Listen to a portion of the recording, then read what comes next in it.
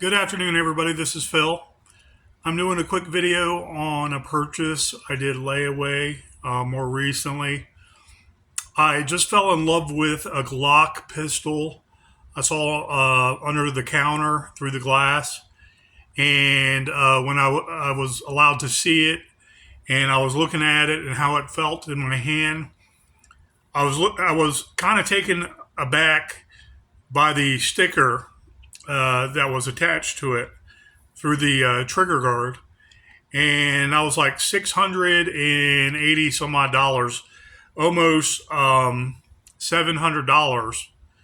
Um, but the place where I got it was a pawn shop, and they do layaway. And this was a brand new Glock, a Glock 41. Glock 41 is just like the Glock 21, with the exception of a longer slide and a longer barrel. So you have theoretically 45 ACP coming out at a faster range with a longer barrel. So all the powder in the casing, when it's ignited, is pushing the bullet out, and all of it is being burnt when it goes down the barrel. A longer barrel, and raising a 45 ACP from maybe 7 to 800 feet per second at muzzle velocity to closer to 9, I would gather. Okay, that's just my estimation. Some technical tests, scientific tests, people would do on the range, and they can give you an idea with the ammunition you fire, what you're looking at approximately. Even ammunition is not an exact science.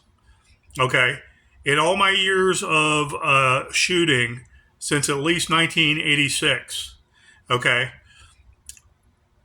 what I've noticed is there's never an exact science to how a round is going to leave the barrel, at what speeds and what velocity, what kind of impact it's going to have on any given target. Okay, so there's many different targets a round might hit and react differently to than one, just say medium. All those rounds go through the same caliber, same make, model ammunition going through that one medium. There's so many different mediums, is my point. And then there's the certain amount of powder charge put in each round of ammunition, almost to an exact science. Now, if almost, but not quite. So you might have differing velocities with the same ammunition, and their end goal, when that round itself, it's up to that bullet how it strikes a given type of medium. Is it flesh? Is it bone? Is it the gelatin tests that the FBI explains to most ranges, most range masters, and for qualifications, what the round can do in a gelatin test at whatever their specifications are. That's a good medium to test it out at. That same ammunition you have, all made in the same block, in the same batch, by the same company with the same components, all are going to act a little bit differently with the way it's ignited, the way the charge is lit, and it's pushing the bullet down the barrel. It depends on what kind of gun you have, also what kind of barrel you have. How much powder is going to burn to push that bullet out? Is all the powder going to burn while it's exhausting all that power by the time the bullet is leaving the barrel? Or is there going to be excess where you see the sparks and you can feel some of the backblast sometimes shooting out the barrel where it's still burning as it's going out? And so you're not getting all the push for that ammunition. Okay. With experience of shooting on the range, I don't do scientific tests. I don't have the time for it. Okay. But I do have a good idea about what a good weapon is, especially when I test fire it a few times. And like my Sig Sauer 320, I like practicing with that to be proficient and feel like it's just an extension of my hand, an extension of my forearm, my arm, my shoulders, my body, my eyes, my mind, and I am using that to stop a threat. I'm using that to hit a target. Practicing, I'm using that to hit, let's say, a rabid animal, let's say an animal while I'm hunting. Okay.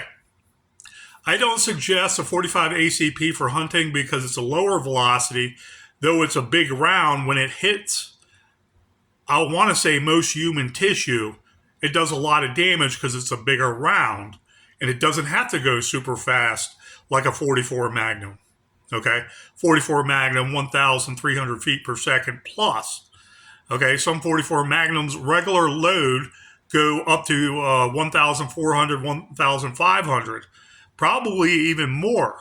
Okay, I'm just talking about wad cutters. So you don't break your bank when you're out there shooting. Okay, but you do want a very sturdy round if you're hunting. So what you hit puts it down quick and goes through and does all that cavitational damage. You don't have to be an Einstein to understand that 12 inches of cavitational hemorrhaging, tearing, expansion, okay, instead of just a straight line through, that expansion and tearing, for lack of a better term, no matter what the medium is, okay, whether it's an assailant and you're stopping the threat, whether it's a large game animal, a smaller game animal, a 45 ACP is like a screen door that hits you slow, but it's going to hurt. Okay, where you have 9mm that can go faster velocities, it's punching through more like a needle, though it's not a needle, and it will go through on its own and cause cavitational damage also.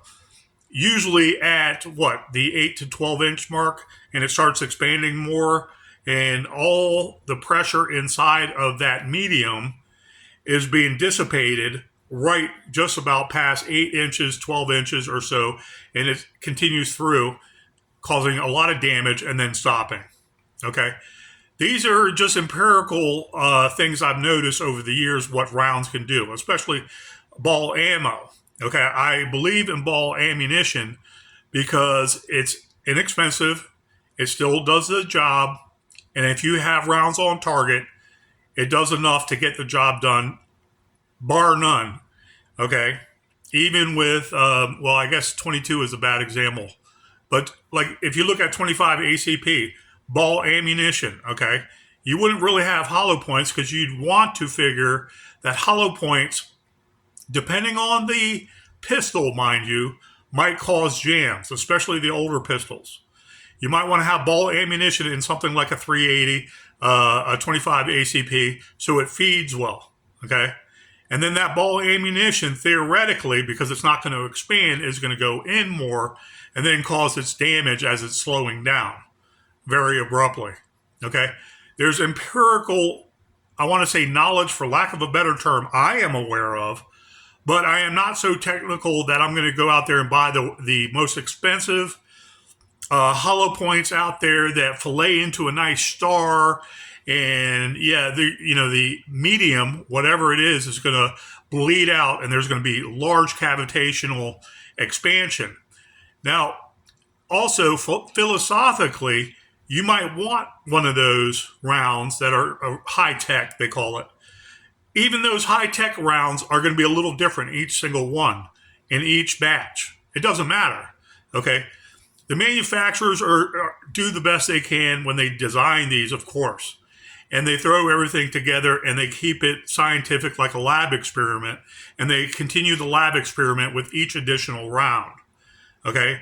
But there are minute differences that might occur with just one or two, a few, maybe a lot of grains of powder inside the round itself that might affect that one bullet's trajectory.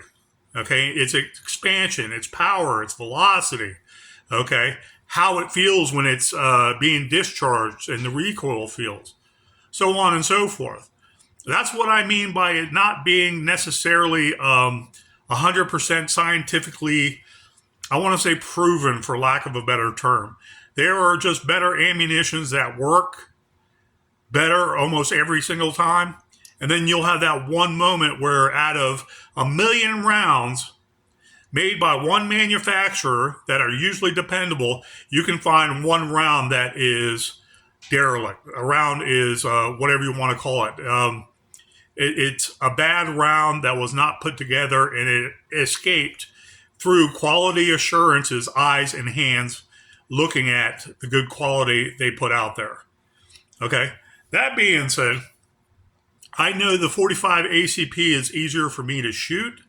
As I age, I like better shooting 45s than the 1911 styles.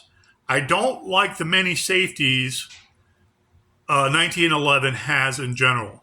I don't like the grip safety at the back of it, so you push in that kind of lever on the back strap. Excuse me, that is one safety. I don't like the manual safety. Okay.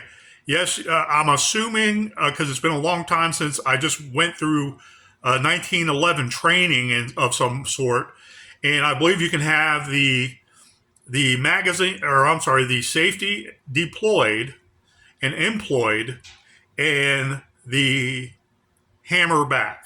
Okay. I don't like that. I don't like if the hammer is down and the safety is on. I don't like thinking about these other movements I have to make to activate that 45. Do I like shooting my Llama 45 ACP? Yes, I love it. Because I loved it back in the 1990s when I blew out my ear the first time on the force underneath a partition. I blew out my ear a second time during one of the many shootings I was into. Okay? It was actually one of the car shootings when I was about to be ran over. I spoke about that before in some videos. In any event, I like the 45, and I like that it feels softer in most modern guns now. I like that you can get some shots on target very quick. I like the fact that it's a big round, and when it hits a medium or any other kind of matter, the target you're looking at, okay, it's going to export or exert all its energy into that target and really not go through unless you're very, very close with a long barrel. And that's why I chose the Glock 41, because I have a Glock 21, and what I did was make the Glock 21 into a carbine with a 6.2 inch barrel, so it has a faster velocity. Now, the Glock 21 with a 6.2 inch barrel was kind of upsetting because it did not cycle once or twice out of about 30 to 50 rounds.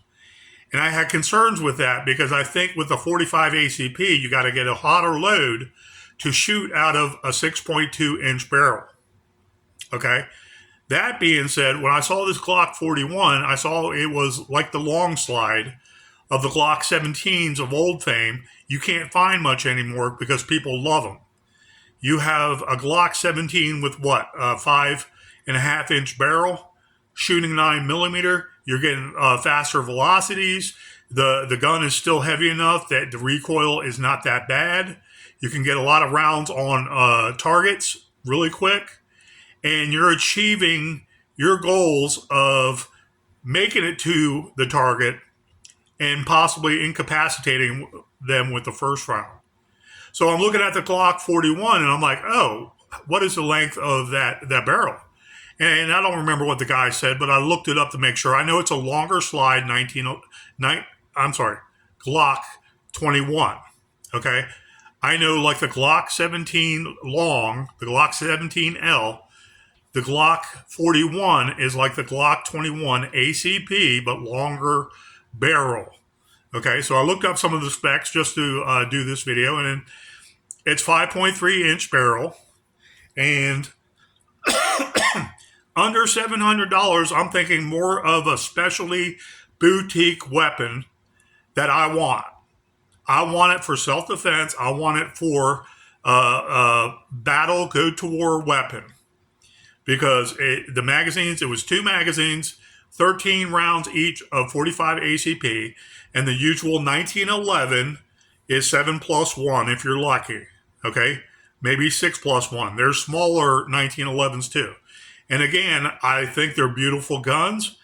I love all guns, like I've said, but would I use it in a defensive situation or offensive situation where I literally have to protect myself by using positive force to end a threat? Okay, like I see people armed coming on my property, but it's basically a bad situation where SHTF is occurring, and I'm sitting there. Okay, they're armed. I have to eliminate the threat now, or they're going to be too close. They're going to endanger my family, who I can't arm up yet. Okay, that's what I mean by offensive. I don't mean anything like terrorism or assaulting someone just because we had an argument one day. So I'm looking at this Glock 41, and I was like, yeah, I like that. Okay, how much you need to put down? And whatever it was, I think I put $300 down with my tax refund this year. So without further ado, here is the Glock 41, basically the long slide version of the 45 ACP Glock 21. Beautiful light handgun. This is unloaded, empty magazines.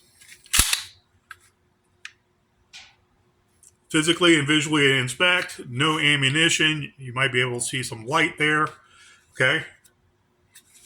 To make sure it's safe, point it in a safe direction. Nice audible click tells you it's unloaded. Okay. This right here with the 13 round magazine is only 23 ounces. Okay. This fully loaded with 1 round in the chamber and 13 in the magazine is about 36 ounces of whoop butt. Okay. You have 36 ounces of whoop butt, and you can send this 45 ACP round, which was otherwise a very slow screen door. Remember what I was saying? A big hole makes big trouble. Okay. Sending it out at faster velocities so you can reach out and touch someone easier within the 50 to 100 yard mark, 50 to 100 meter mark. Okay. Glock 41 Gen 4 5.31 inch barrel. And you can see the port is right here. The chamber is right here. From there to there is 5.31 inches. 23 and a half ounces unloaded. And with 14 rounds of ammunition, 36 ounces loaded. Beautiful handgun, layaway, and I can afford it. And when I spoke to them about giving them my money, I said, I want to give you some money. I'll just give you $300 now. For a $600 and something product, I didn't even care after I saw the first sticker that was wrapped around the trigger guard. Okay? The shroud. I call it the shroud sometimes because of the locks that go around the trigger guard. They're like a shroud that go like this. So I interchangeably call this the shroud that basically protects the trigger. Okay? And I made a couple payments, and when I was there the first time, I gave him $300. He said, "You're good with us. We'll give you as long as you take. It doesn't matter because you always come and make sure that we get money." And I said, "That's the idea." I said, "I want you to know I want to pay for it and give you money, my money, for great deals, brand new, new in box, not new in box condition, just brand new condition, brand new, never owned before." And so with me and my tactical thinking, and I want to say systems, okay, I'm thinking, what can I do before I receive this and pay it off finally, which is $701 total. It was $668. To give you a breakdown on Glock quality, you can usually get a new in box like condition Glock for $500 flat. Brand new Glocks out of the box usually are between, depending on what, there's very few that are literally above 600, closer to 700. Okay, unless they're bigger and they are there for a reason as a go-to-war weapon. Okay? These are just not for plinking. These are for home defense, service entry, like a police officer or MP on any force. Okay? An actual soldier can wear this and defend himself from the enemy literally anywhere within 50 yards. Okay? Am I talking about firing on a platoon of bad guys in the jungle while you're by yourself? No. Okay? But I'm saying this can be enough to make that officer or that private or that one soldier, whomever, defend himself and kill an enemy while he's defending himself.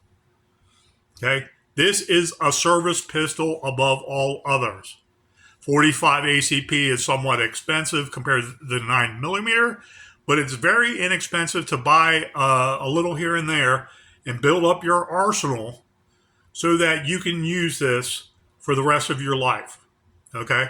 45 ACP I started investing in years ago when I got my Glock 21, because I had a Glock 20 before, 10mm, and I had a Glock 23, which is 40 Smith & Wesson back in the day. But I always wanted to get a Glock 45 ACP when I heard about it back 20 years ago. And I was like, yeah, I'd like that because it should be firing smoother than the 10mm, and it should be better than the 1911s when firing. And the recoil should be manageable. And it should have more capacity if Glock is worth their weight in gold. And they are. 13 plus 1, 14 rounds of 45 ACP is no joke. So I'm thinking to myself, with a 45 ACP pistol, the Glock 41, 5-inch barrel, faster velocities, okay, how can I trick it out or make it more tactically sound? Okay, like I did the first one, but I bought an extra barrel, make it a 6.2-inch barrel to make it faster velocities, and I have some concern about that now because I have to buy faster velocity 45 to make sure it cycles every time. Okay, this should have no issues with tool ammo 45 ACP. Everybody swears by it. This will eat up everything, and judging by the Glock 17s and the many Glock 17s I went through on the force, I had to requalify with a brand new one each time I was in a shooting. They shot everything. When I was just at home or my friend's property shooting, shot all 9mm. Glocks eat up everything you throw through it. So I don't think there's going to be a problem. I want to train on this, and this be my new GTW weapon instead of the SIG 320. I love my SIG 320. I have 5 magazines, but their magazines are so expensive. I don't think SIG for 320s has a longer capacity magazine that function properly. I don't know, but if they do, they're probably close to $100 for a 30-round magazine. I don't know. I would just guess that because their regular SIG 320 magazines are like $55. And that was 5 years ago, 6 years ago. So with this, I got the hand loader to help, typical back straps extra, and this was in it. I didn't even know that these are the plates for the MOS, okay, the red dots. I'm not into the red dots because I like as is, two front sight, back sight. Always practicing like that because batteries don't last forever. And if it was shit hit the fan, okay, literally, batteries aren't going to last forever. And you're going to be sitting there, oh, I got to re-practice or I got to practice again old skills that you should have never let dull with a red dot, okay? People who get red dot sights, I can understand why they do, but are you really anticipating an encounter where that red dot has to be there for you to line up a target very quick and eliminate the threat? How often do you think you're going to use that red dot except for training on the range? Okay. Many very skilled gun users from the forces, special forces, police departments, all their training and years swear by a red dot. Okay. And that's great. Okay. That really is great. But unless it's solar powered, like some are now, you're still going to need batteries. You're still going to have issues with that where they might not function. And I guess you're looking through the people or the circular picture screen anyways. Somewhere down range, you'll see your target. I like simple front sight, rear sight. These right here are the typical U-notch. And you can see the front white dot, typical Glock. You know, would I like to have some Trigicons? Yes, I would think they're better for nighttime, and that's all I'd want. I wouldn't want extra crap here, and I'm not even sure I'm going to trick this out to make this a carbine with the climate nowadays about anything. Is it a stock? Is it a brace? Okay. If I put a brace on here, it's to help me fire better with points of contact. That's all I'm going to say about it. Okay. I have no illegal weapons whatsoever in my arsenal, and there is no way they can say legally something is ex post facto without grandfather clausing it in. Okay? Or if it's ex post facto, they have to grandfather clause it in. That's just common law, criminal law, common law, and decency. Anyways, I am 100% legal with everything that I have done. So I'm like, okay, I'm paying this. What can I do to make this system better? I go to cheaper than dirt. They're still the cheapest magazines. ETS magazines, $15 a piece. 30 round, 45 ACP. Do I think 45 ACP, all 30 rounds are going to fit in here? No, I don't. But 26 rounds, about there, 25 to 28 rounds in here. Bought 5 of them. So I now have 7 magazines for my good for war system. And yes, I want to practice with them. And yes, I want to practice magazine drops. And yes, I want to practice double taps and headshots. Okay, 2 to the body, 1 to the face. That's how everybody should train. 2 to the body, 1 to the face. And the quicker you can do that, the better. That's basically what I believe. All you need to train when you withdraw. 2 to the body, 1 to the face. How quickly can you deploy your weapon in a safe manner and not hurt yourself also? And let's say it's a gun battle. Someone's shooting at you from a far distance. How quickly can you get down, bead down, sight pictures all together? You see the enemy shooting at you. What's behind them?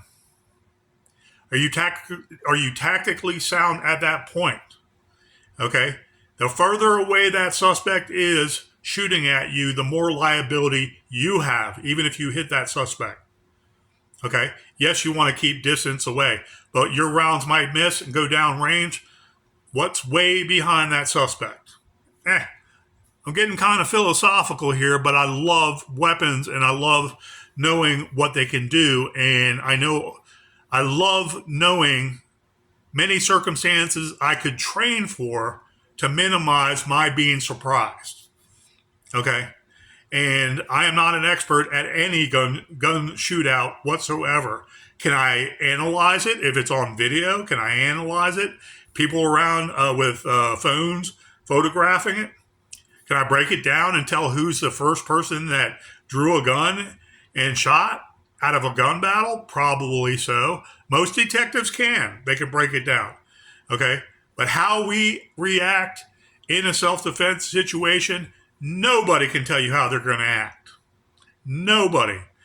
They can practice, and chances are muscle, mind, memory is going to let them react the best way that they trained. And that's a good thing. Okay? Now, if they're just going to the range and throwing down rounds and always jerking off, and they're not really training tactically and soundly good principles, pull, point, shoot. Pull, point, shoot. Pull, point, shoot. Okay? It should be secondary. It shouldn't be pulling up your excuse my big belly, pulling up your shirt, pulling out the gun, this long, big freaking gun right near your crotch. And, I'm going to pop out that. Yeah.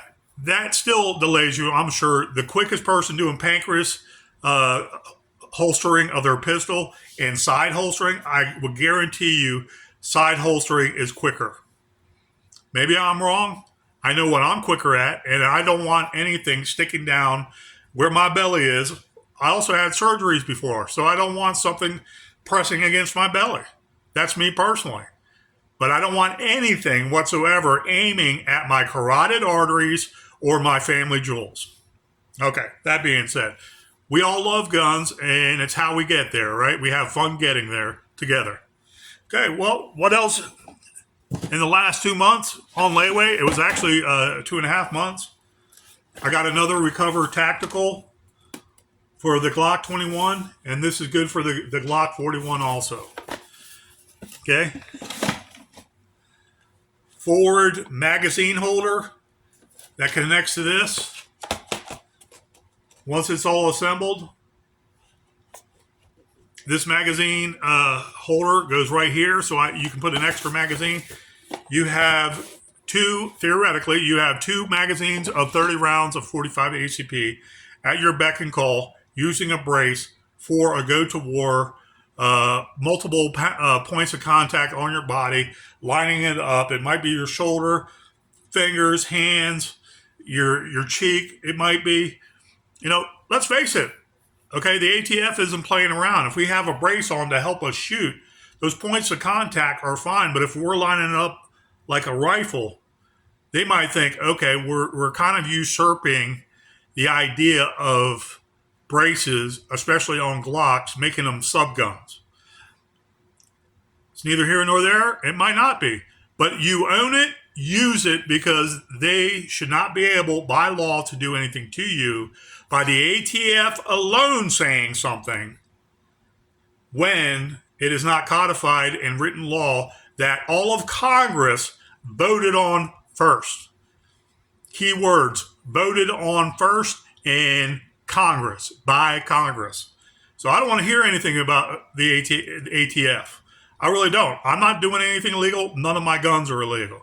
These are just concept ideas, because I don't like the rice-a-roni freaking attached jobs. You put the Glocks in, and it looks all cool, like it's some kind of, smaller assault weapon type, thing that looks really super cool, space age, and really neato. And, I'm all of a sudden SAS airborne, air assault, Tom, Dick, and Harry, and, I've been deployed all over the world, so I can use this rice-a-roni kit with a Glock in it and, do all these nice things and charge it.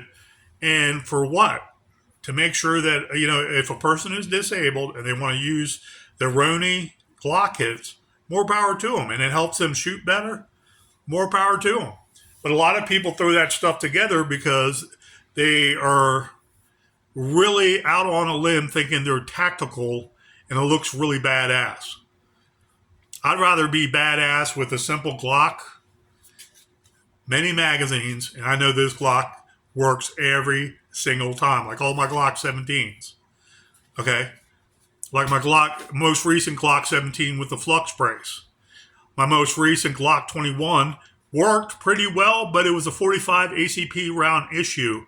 At about 50 rounds, I'd say 2 rounds did not feed properly, and the round went out. It wasn't a squib. It's just the casing did not get ejected.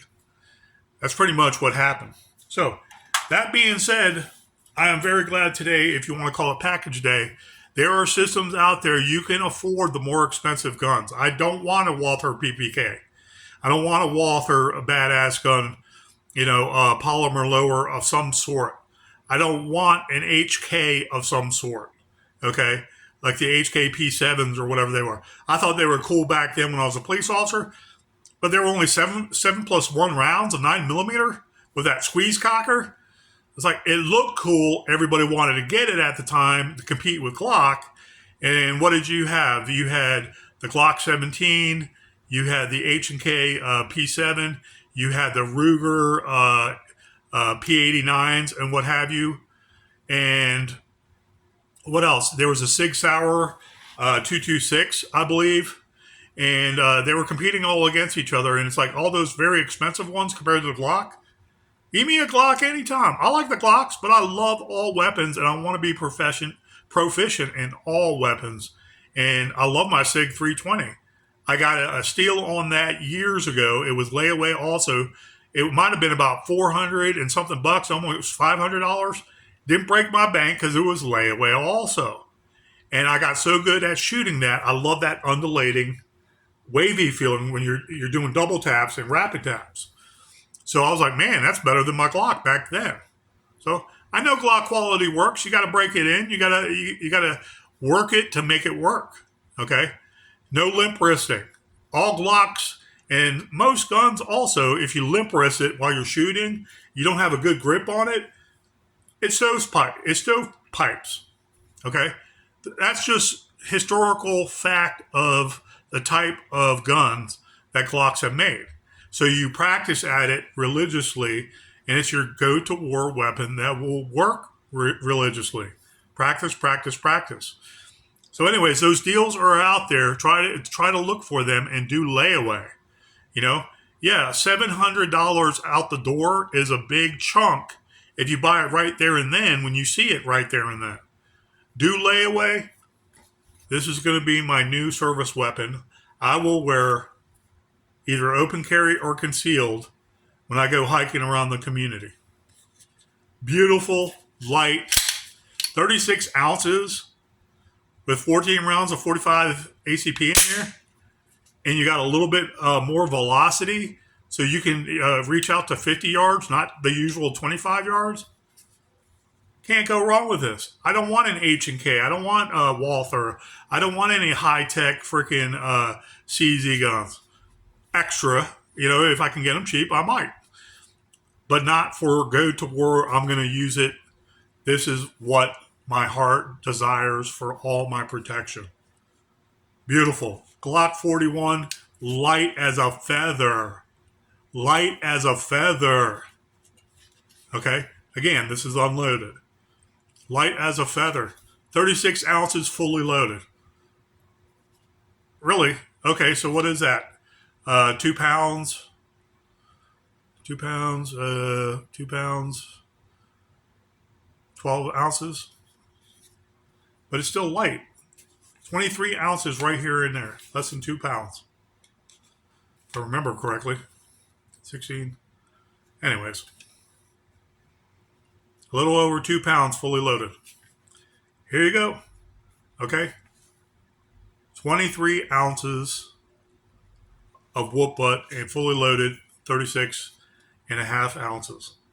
You can't go wrong with this. Put some money down and invest in a good go-to-war weapon, then practice with it religiously or as much as you possibly can.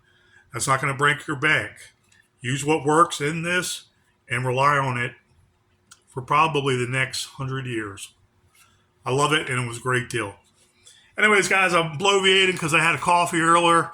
I love my coffee, and it gave me a little bit of extra energy after my midnight shift, and I thank you. Please have a great day. Look for those gems out there, those great new weapons that will be your next hobby, will be your next defensive weapon to protect you and your family.